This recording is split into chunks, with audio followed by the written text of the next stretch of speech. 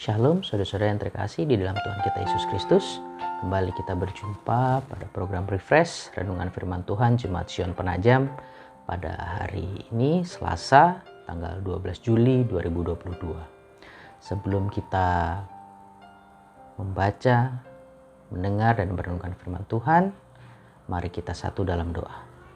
Terima kasih ya Tuhan Yesus atas kasih setiamu kepada kami yang tidak pernah berkesudahan. Kami mengucap syukur ya Tuhan atas hari ini di mana Engkau telah membangunkan kami dengan tubuh yang sehat dan kuat.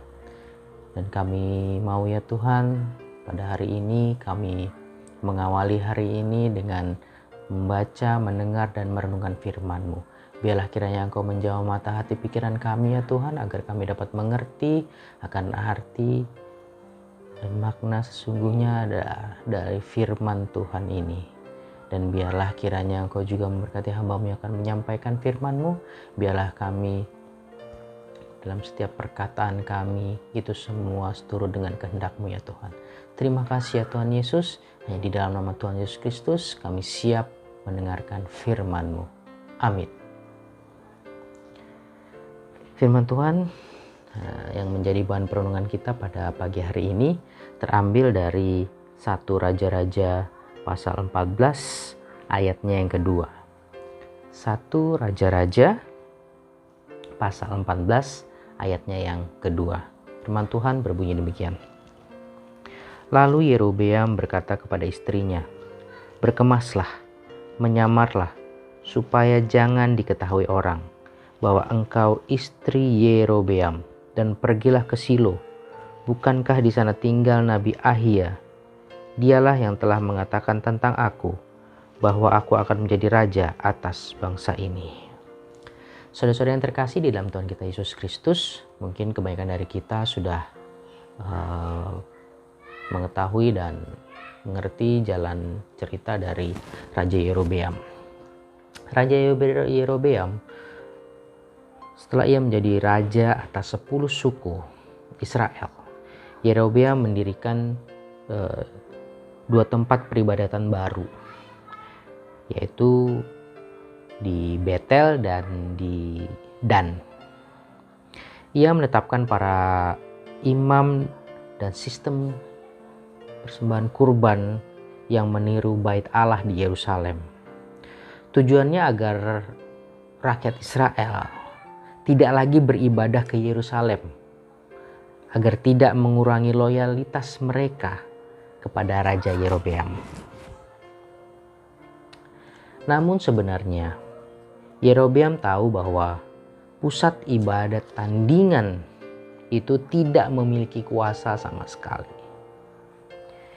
Ia hanya menjadikan 2 tempat peribadatan itu sebagai alat politis atau alat pencitraan untuk mempertahankan tahtanya. Suatu ketika anak dari Raja Yerobeam ini sakit, Raja Yerobeam meminta istrinya untuk menemui Nabi Ahia yang tinggal di Silo.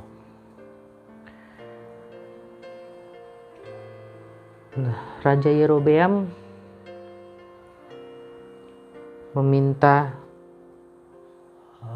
istrinya untuk bertemu Nabi Ahia dengan tujuan tidak lain dan tidak bukan adalah untuk meminta petunjuk dari Tuhan.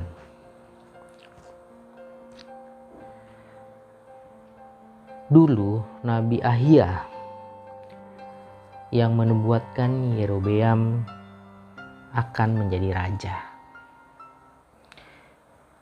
Kemudian Yerobeam menyuruh istrinya untuk menyamar. Raja Yerobeam berpikir bahwa dia dapat menipu Tuhan, dia dapat dengan menyamar dia beranggap bahwa Tuhan tidak akan mengetahui. Karena ia berpikir kalau istrinya menyamar tidak mengurangi atau tidak melemahkan pusat peribadatannya. Tetapi kehendak Tuhan berkata lain.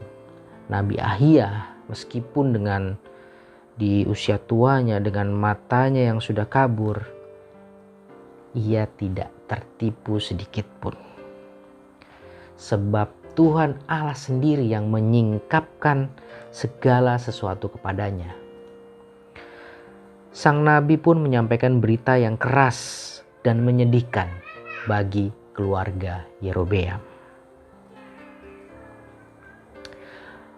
Ada kalanya saudara dan saya mungkin seperti Yerobeam, tetap bertahan dengan ritual atau sikap tertentu.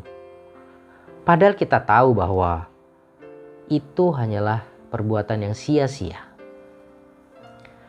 Lalu saat semua itu nyata dan tak berguna, kita datang kepada Tuhan bukan dengan pertobatan yang tulus, namun demi kepentingan kita sesaat.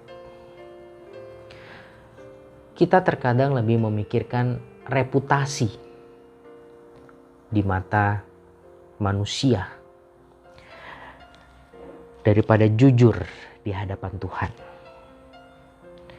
Dan kita juga tahu bahwa kebohongan kita, tipu muslihat kita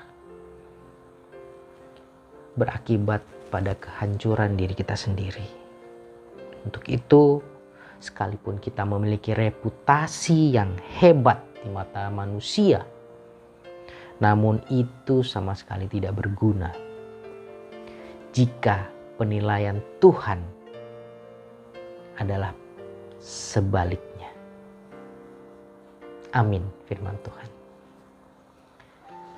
Saudara-saudara yang terkasih di dalam Tuhan kita Yesus Kristus, demikianlah perenungan kita pada pagi hari ini. Biarlah kiranya saudara dan saya semakin dikuatkan dan semakin diteguhkan bahwa kita hidup bukan untuk mencari reputasi yang baik di mata manusia. Mari kita berdoa. Tuhan Yesus, terima kasih Tuhan atas firman-Mu yang telah Engkau berikan kepada kami. Biarlah ya Tuhan, saat ini setelah kami mendengar firman-Mu, lembutkan hati kami dan biarlah kami berpaling dari jalan kami yang jahat, berpaling dari manusia lama kami ya Tuhan. Biarlah kami mencari perkenanan Tuhan, bukan mencari reputasi atau mencari harga diri kami di mata manusia. Biarlah ya Tuhan, kiranya Engkau tetap berikan kami iman, pengharapan, dan kasih. Karena kami percaya bahwa Tuhan senantiasa menolong dan membimbing kami di segala lini kehidupan kami. Kami berdoa juga untuk jemaat-jemaat Tuhan di Matius Penajam yang saat ini dalam kelemahan tubuh. Biarlah kiranya Engkau jamah. Biarlah kiranya Engkau berkenan menyembuhkan dan memulihkan sakit penyakitnya ya Tuhan. Dan biarlah kiranya nama Tuhan dipermuliakan, nama Tuhan disiarkan. Karena cinta kasih Tuhan, karena bukti cinta kasih Tuhan kepada kami atas kesembuhan, atas pemulihan saudara-saudara kami terkasih. Kami juga berdoa untuk saudara-saudara kami yang saat ini berulang tahun. Biarlah kiranya Engkau memberkati mereka ya Tuhan. Biarlah kiranya iman, percaya mereka kepada Tuhan Yesus Kristus tetap ada sampai pada kesudahannya. Dan Engkau memberkati setiap langkah-langkah kehidupannya akan diambil, segala cita dan citanya ya Tuhan. Kami juga berdoa untuk rencana-rencana atau program-program gereja yang akan kami laksanakan ya Tuhan di Jemaat Sion Penajam. Biarlah Engkau berkenan, biarlah Engkau memberkati agar apa yang sudah kami rencanakan, apa yang akan kami kerjakan Tuhan, itu semua seturut dengan kehendak-Mu saja. Terima kasih ya Bapa, terima kasih Tuhan Yesus. Kiranya Engkau memberkati semua kami jemaat-jemaat-Mu ya Tuhan. Dan biarlah kami memulai hari ini dengan rasa syukur, dengan rasa berterima kasih hanya kepada Tuhan Yesus Kristus. Di dalam nama Tuhan Yesus Kristus, kami siap menjalani hari ini ya Tuhan. Dan biarlah kiranya Roh Kudus-Mu menuntun setiap langkah kami, anak-anak-Mu yang senantiasa percaya bahwa Tuhan Yesus adalah Tuhan dan Juru Selamat kami yang hidup. Haleluya. Amin. Demikianlah refresh kita pada pagi hari ini. Kiranya Tuhan Yesus memberkati kita sekalian. Salam sehat dan shalom.